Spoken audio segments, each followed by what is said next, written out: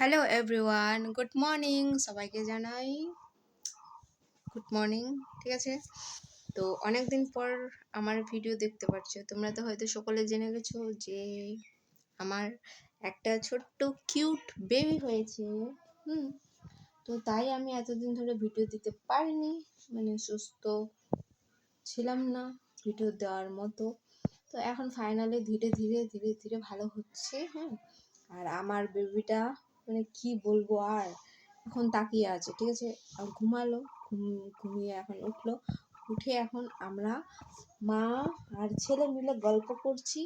তো ভাবলাম তোমাদের সাথে একটু ছোট্টখাটো একটা ভিডিও শেয়ার করি যে আমরা এতদিন কেন ভিডিও দিতে পারিনি।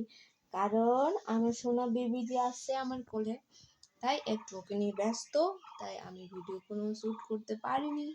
আর যেটুকু পারছি তোমাদের সাথে শেয়ার করছি। তো এখন বাড়িতে কেউ নেই, যে যার মতো কাজে গেছে আমাদের মা ছেলেকে একা রেখে। তো আর কি, আমরা গল্প করছি, আর কি বলবো।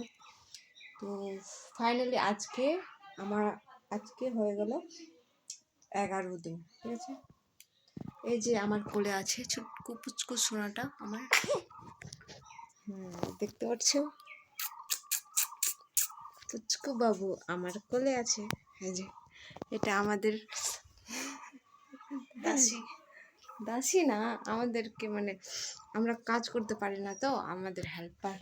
দেখাই যাচ্ছে না, এতে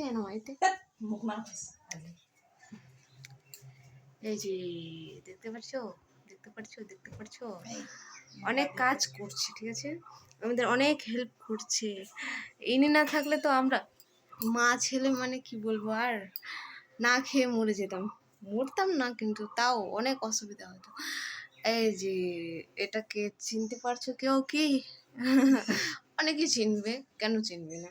না বেটা, পাপা আমার দেখছে, শুনছে কথাগুলো, মুখের মধ্যে শুধু যে ক্যামেরার মধ্যে তাকাচ্ছে। দেখো দেখো দেখো দেখো দেখো দেখো দেখো দেখো শোনা পাপা আমার দেখবে দেখবে দেখবে। আমরা না নামও রেখে ফেলছি। ঠিক আছে, তোমরা যদি নামটা জানতে চাও যে কি নাম রাখছি আমার সোনা পাপার, তো অবশ্যই কমেন্টে জানিও। ঠিক আছে, চলো টাটা।